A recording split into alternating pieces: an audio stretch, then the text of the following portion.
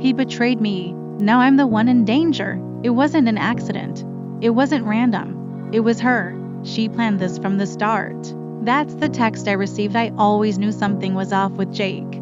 The late night meetings, the sudden obsession with his phone, the unfamiliar perfume lingering on his clothes. I wasn't stupid, I just needed proof. So, I played dumb, smiled, cooked his favorite meals, even asked about work while he fed me lies with that charming smile of his. But behind the scenes, I was preparing the perfect payback. One night, he came home late again. This time, I didn't ask. Instead, I set the table with our best china, lit some candles, and poured 2 glasses of wine. "What's the occasion?" he asked, loosening his tie. I smiled sweetly and said us. He grinned, oblivious.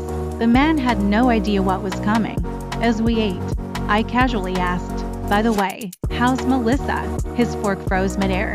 "Who?" I laughed. "Come on, Jake, don't insult me. Melissa, your co-worker who suddenly needs you every night."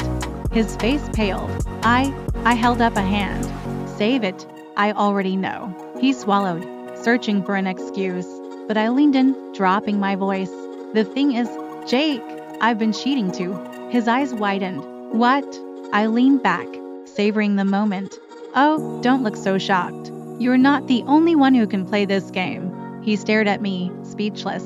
The man who always had an answer for everything silent. Then, I pulled out my phone and tapped the screen. A voice filled the room.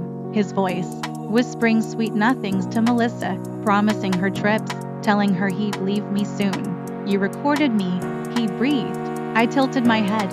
"No, darling. You recorded yourself." I slid a flash drive across the table. "This has everything. Calls, texts, even videos. And guess what? It's already backed up." His face turned red. "You wouldn't?" I smirked. "I already did. Send a copy to Melissa.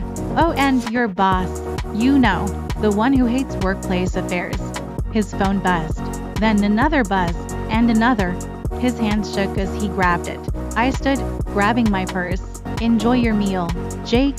You'll need the energy." As I walked to the door, I turned back, smiling.